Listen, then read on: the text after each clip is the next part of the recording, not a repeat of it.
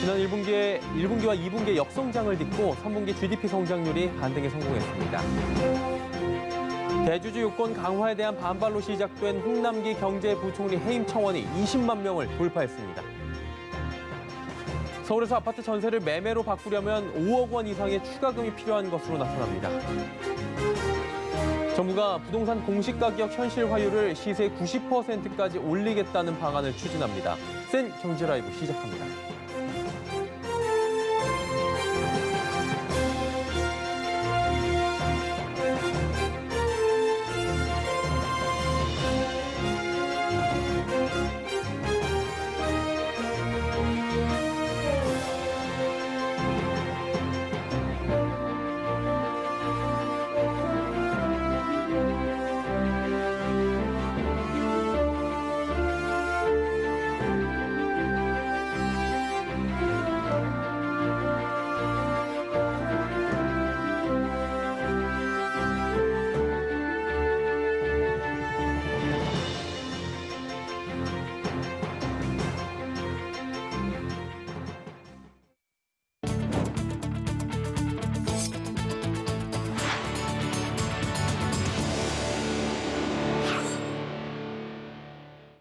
시청자 여러분 안녕하십니까? 센 경제라이브 서정덕입니다.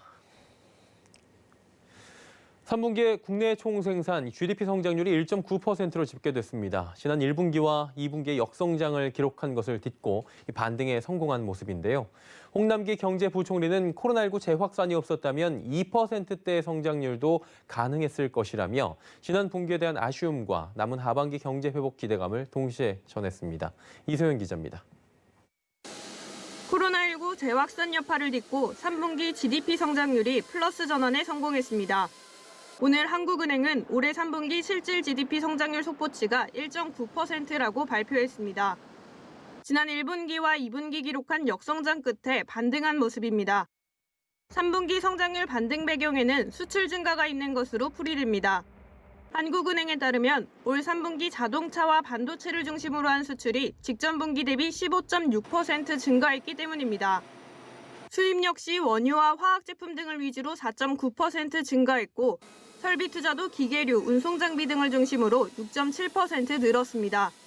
다만 준내구재해 부진으로 인해 민간 소비는 0.1% 감소했고 건설 투자 역시 7.8% 줄어든 것으로 집계됐습니다. 올 3분기 GDP 성장률이 플러스로 전환함에 따라 지난 8월 한국은행이 전망한 올해 GDP 성장률 마이너스 1.3% 달성은 가능해질 전망입니다.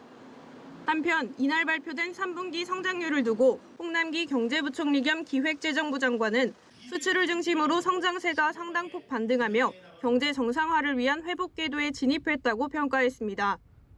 홍 부총리는 또한 4분기에는 방역 1단계 완화에 힘입어 내수를 중심으로 경기 개선 흐름을 이어갈 것으로 예상된다며 철저한 방역 대응을 전제로 내수 진작 및 수출 지원을 통해 경기 개선 추동력을 높이겠다고 말했습니다.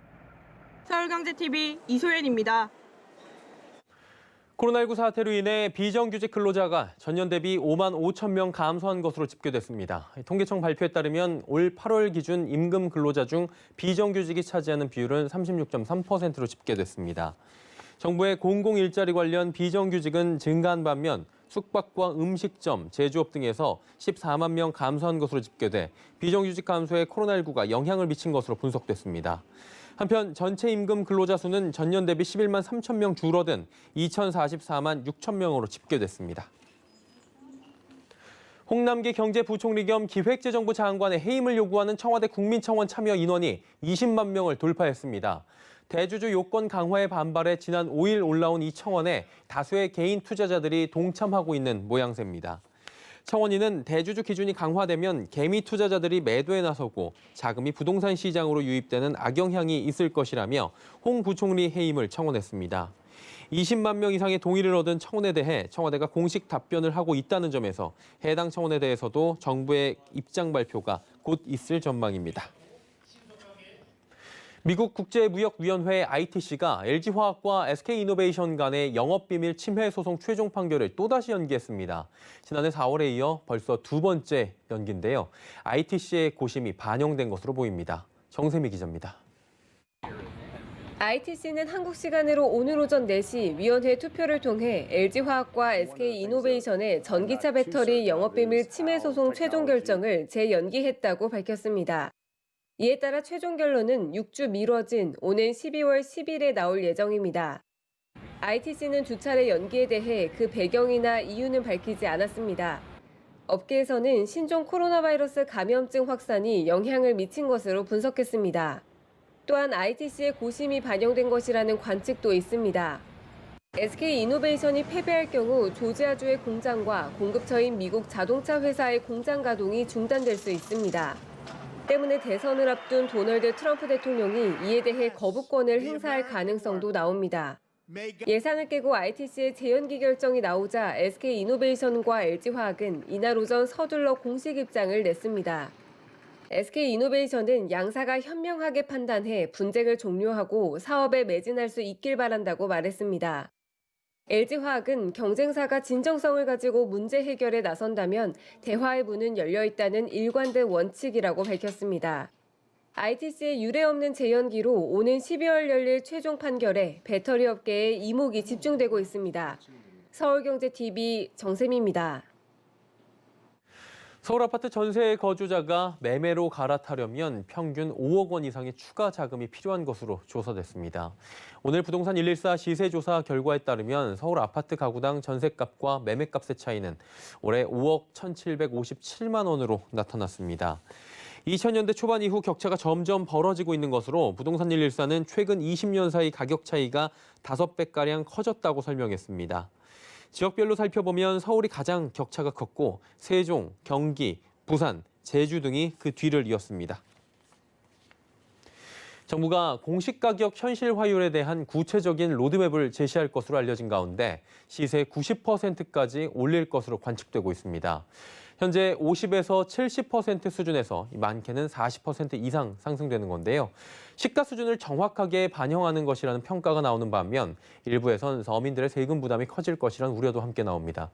설석용 기자입니다. 정부가 부동산 공시가격 현실화율을 90%까지 올리겠다는 방침을 밝혔습니다.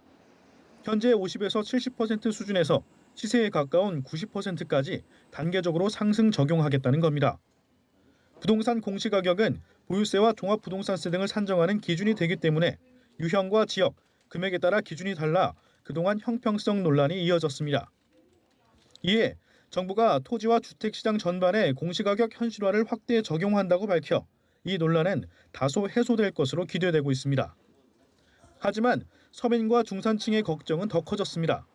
수요가 많은 6억에서 9억 원대 중저가 아파트의 공시가격 역시 상승돼 세금 부담이 커질 수밖에 없기 때문입니다. 먼저 부동산 관련 세금뿐 아니라 건강보험료와 국민연금 등 사회보험료가 큰 폭으로 인상됩니다. 또 기초생활수급이나 기초연금, 장학제도 등 각종 복지제도에서 기존 수급자가 대상에서 탈락할 수도 있어 사회에 큰 파장도 예상됩니다. 그래서 당장 보유세와 종합부동산세는 공시가격이나 공시지가로 적용하기 때문에 1주택자까지도 부담스러울 수 있습니다. 재산세가 많이 나온다면 이게 한 번 나오는 양도세나 취득세와는 달리 매년 지속적으로 반복적으로 나오기 때문에 가계의 부담이 갈 수 있습니다. 정부가 조만간 구체적인 부동산 공시가격 로드맵을 제시할 예정인 가운데 1주택자나 저소득층에 대한 세금 감면 방안 역시 숙제가 될 전망입니다. 서울경제TV 설석용입니다.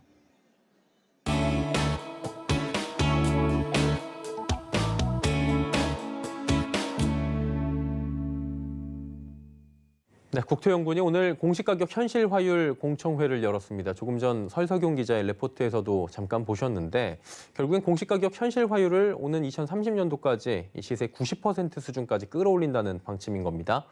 조세 형평성을 맞추는 것이다라는 주장이 있고요. 또 일부에서는 세금이 올라가서 세금 폭탄이라는 우려도 함께 있습니다. 자, 이런 이유 때문인지 정부는 9억 원 미만에 대해선 주택별로 균형성을 조금 더 확보한 뒤에 현실화율을 높인다는 계획인데요. 공시가격 현실화는 이 시장에 어떤 영향을 미칠지 좀 더 구체적으로 이야기 나눠보도록 하겠습니다. 부동산부의 지혜진 기자입니다. 어서 오세요. 안녕하세요. 네. 일단은 국토연구원이 공청회를 통해서 공시가격 현실화율을 단계적으로 이제 높인다라고 계획을 밝힌 거예요. 그러니까 구체적으로 어떤 방식으로 어떻게 올릴 계획이란 겁니까? 네, 오늘 국토연구원 주관으로 부동산 공시가격 현실화 계획 수립을 위한 공청회가 열렸습니다. 예상대로 현실화 목표 90%를 달성하기 위해 재고 방식과 관련 제도에 대해 논했는데요. 현재 부동산 공시가격 현실화율은 토지가 65.5%, 단독주택 53.6%, 아파트와 같은 공동주택은 69%가량입니다. 정부는 오는 2030년까지 현실화율 90%를 달성한다는 계획입니다. 정부는 꾸준히 공시가격 현실화율을 지적해왔는데요. 공시가격이 시세에 비해 낮게 책정되고 매년 가격 상승분도 제때 반영하지 못한다는 이유에서입니다. 특히 고가 부동산이 저가보다 현실화율이 낮았다는 점에서 과세의 형평성에 어긋난다는 지적도 있었습니다.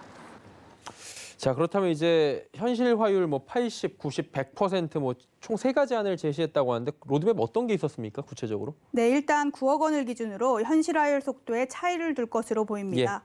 같은 가격이라도 주택 유형에 따라서 현실화율이 다르다는 점을 고려해서 균형성을 고려한다는 방침입니다. 특히 9억 원 미만 주택의 경우 선균형 후 재고 전략을 취할 것으로 보입니다.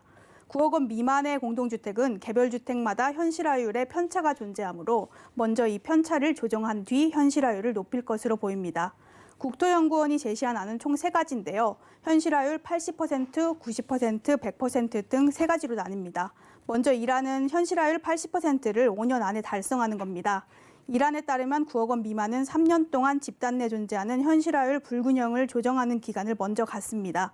이후 2023년부터 5%포인트씩 올려서 2025년에 80%를 달성한다는 방침입니다. 9억 원에서 15억 원은 2022년에, 15억 원 이상은 2021년에 현실화율 80%를 달성하도록 계획이 수립됐습니다. 이 안은 현실화율 90%를 10년 동안 달성한다는 로드맵입니다. 이 경우에도 9억 원 미만은 시간을 두고 현실화율을 제고합니다. 오는 2023년까지 연 1%포인트 미만으로 올리고 최종적으로는 2030년에 현실화율 90%를 달성하도록 한다는 겁니다. 90% 달성 시기는 9억 원에서 15억 원은 2027년, 15억 원은 2025년입니다. 고가주택일수록 3년에서 5년 정도 현실화율 속도가 빠릅니다. 마지막 3안은 100%를 15년 동안 달성한다는 계획입니다. 앞선 1, 2안과 비슷한데요. 9억 원 미만은 2035년까지, 9억 원에서 15억 원은 2032년, 15억 원 이상은 2029년까지 100%를 목표로 합니다. 이 중에서 가장 유력한 안은 2안인 90% 안입니다. 80% 안의 경우 공시가격 변동폭이 상대적으로 적어서 시세 산정 오류가 적다는 장점이 있지만 공시가격 신뢰성을 제고한 데는 미흡하기 때문에 채택되기 어려워 보입니다. 100% 안은 가장 이상적으로 공시가격 신뢰성을 높일 수 있지만 세금이 급격히 오른다거나 공시가격이 시세를 초과하는 등의 부작용이 발생할 수 있습니다.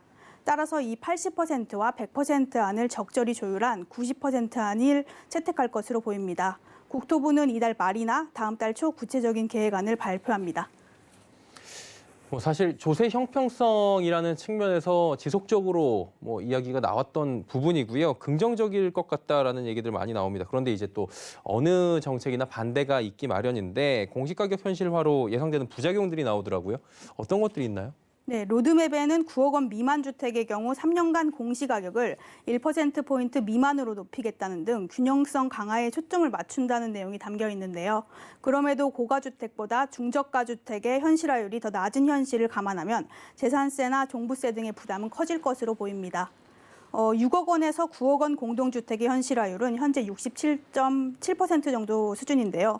오는 2030년까지 90%로 맞춘다면 2024년부터 매년 현실화율을 3%포인트가량 높여야 합니다.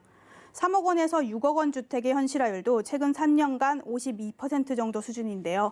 이를 90%까지 끌어올리기 위해선 마찬가지로 2024년부터 매년 3%포인트가 넘는 수준으로 현실화율을 높여야 됩니다.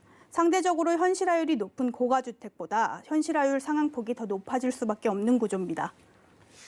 자, 그렇다면 이번 로드맵 발표에 대해서 각계 전문가들도 의견을 줬을 텐데 어떤 의견을 주던가요? 네, 9억 원 미만이나 15억 원 이상 등 주택 가격에 따라서 조세를 정하는 게 맞는지 의문을 제기하는 전문가들도 있었습니다. 행정부에서 임의로 특정 계층에 세금을 많이 물리는 게 맞느냐는 문제 제기입니다. 정부에서 목표로 하고 있는 게 고가주택에 대한 현실화율을 계속 높여가겠다라고 얘기했기 때문에 고가주택을 가진 사람이 가장 부담이 크지 않겠느냐. 이 제도를 이렇게 운영하는 게 맞느냐에 대한 근원적 고민이 필요해요. 특정 계층에 대해서 조세 법정주의라는 게 있는데 법률을 통하지 않고 행정부에서 특정 계층에 대해서 세금을 많이 올리고 적게 물리고 그런 것들이 과연 적정한 것이냐. 반대로 현재 들쑥날쑥인 조세 기준을 바로 세우기 위해서라도 90%라는 통일된 기준으로 공시가격을 현실화하는 게 필요하다는 입장도 있습니다. 오히려 이번에 9억 원 미만 주택에 대해 속도 조절을 하는 것에 우려를 표하기도 했는데요.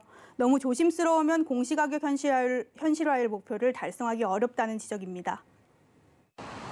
정부가 저의 개인적인 의견으로 너무 조심스러워하는 거 아닌가 싶은 생각은 들거든요. 사실 30억 넘는 주택의 공시가율 현실화율을 80%로 올렸음에도 불구하고 전체 공동주택의 현실화율이 그렇게 많이 안 올라간 이유가 그 대상주택이 별로 안 되거든요. 9억 미만 주택에 관해서 계속 그렇게 조심스러운 스탠스를 유지하면 사실 90% 달성이 현실적으로 가능할지. 예, 전문가들 이야기 들어봤고요. 공시가격 현실화율과 관련한 국토부 로드맵 그리고 그로 인한 여러 가지 의견들까지 오늘 자세히 들어봤습니다. 부동산부의 지혜진 기자와 함께했습니다. 수고하셨습니다.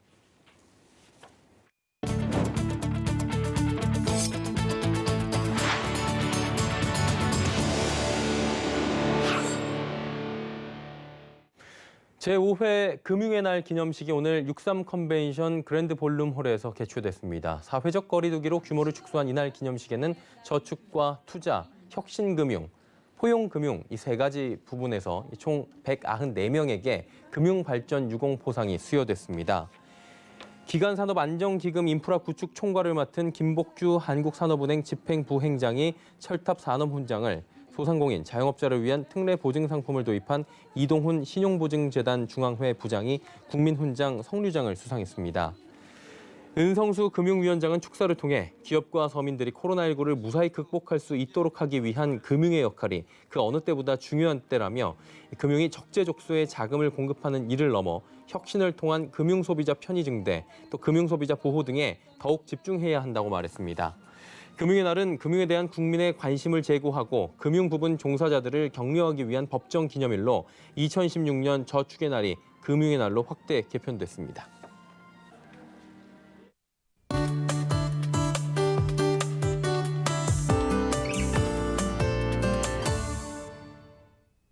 올해 북극권의 이상 고온으로 인해서 세계적 기상 재난이 발생했죠. 북극권 지역이 평년보다 5도에서 높게는 10도 이렇게 높은 고온 현상이 발생하면서 북극권의 시베리아 지역 대형 산불이 최악으로 꼽을 수 있겠죠. 그리고 우리나라의 경우에는 여름철 최장의 장마기관 또 강수량을 기록한 것도 결국에는 북극권 고온 현상 때문이었다고 합니다.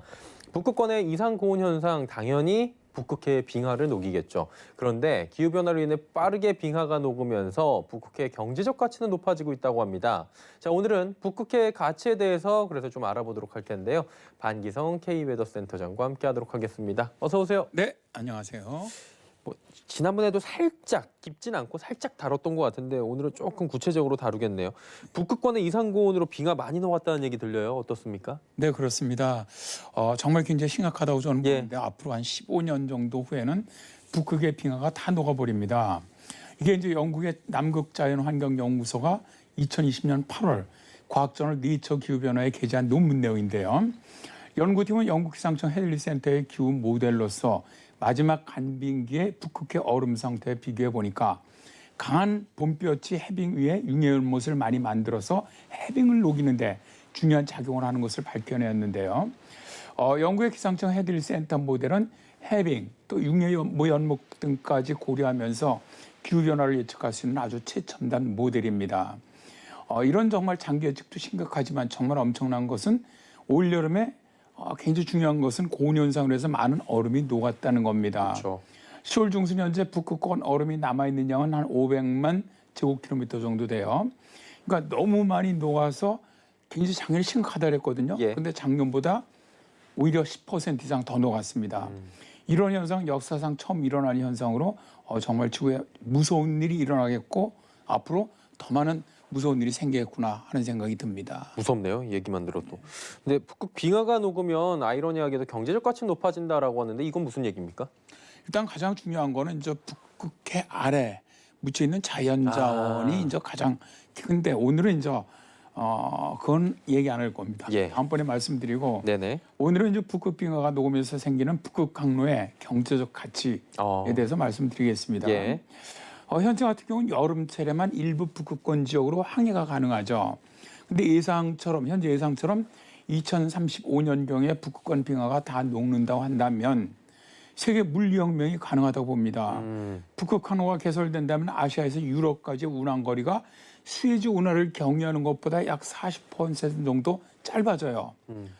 그러니까 이게 세계 항공업계가 막 흥분하는 것이죠. 왜냐하면 북극 항로로 가게 되면 수에즈 운하라든가 파나마 운하 또 파이프라인, 항공 운송 등의 물동 수위를 흡수하거나 대하차할 수 있기 때문인데요. 예.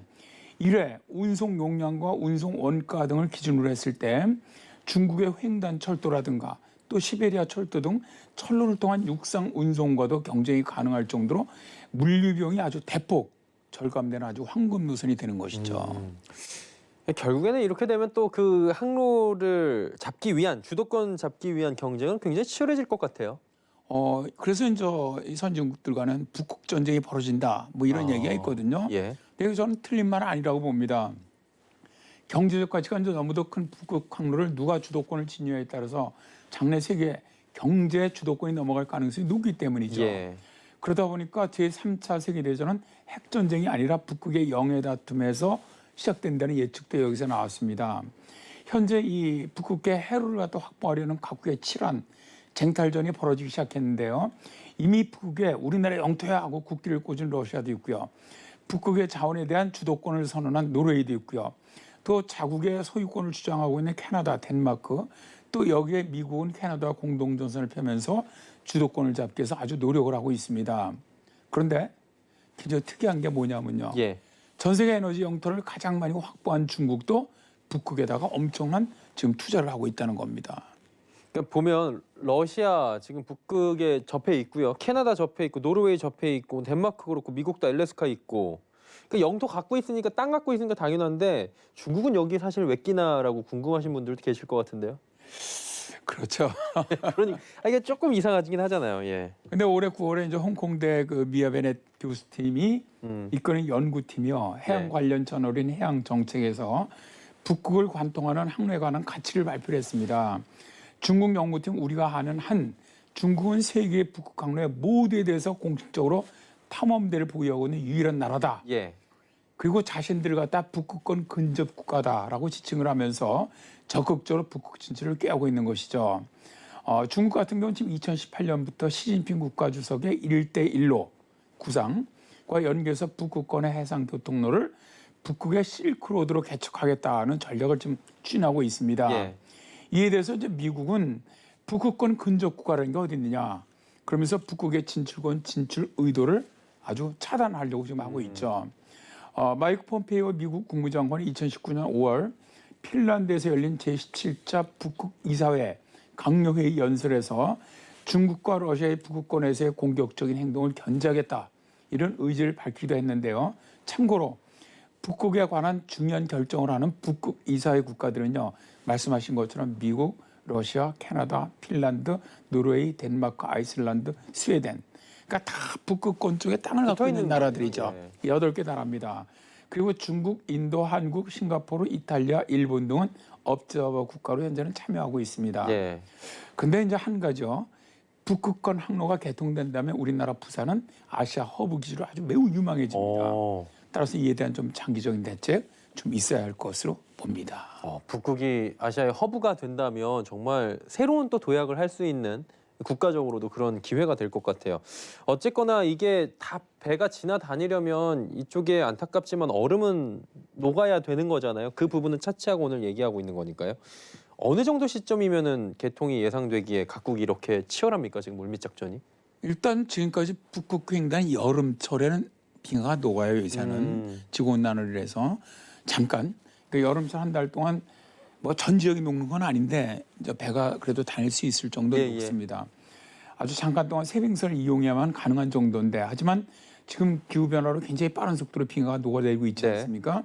그러다 보니까 얼마 가지 않아서 북극해가 정상적인 항로로 사용될 수 있을 것이다.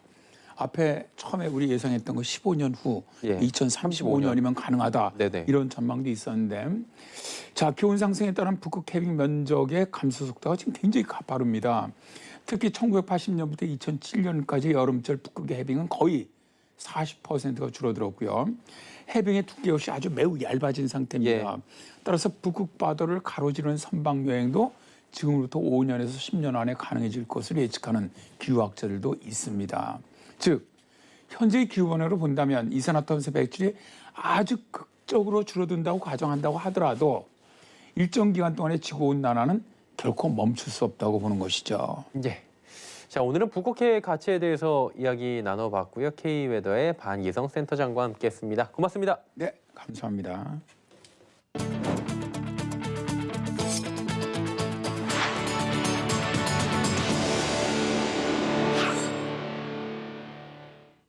수엔 경제 라이브 저희가 준비한 소식은 여기까지입니다. 시청해주신 여러분 고맙습니다.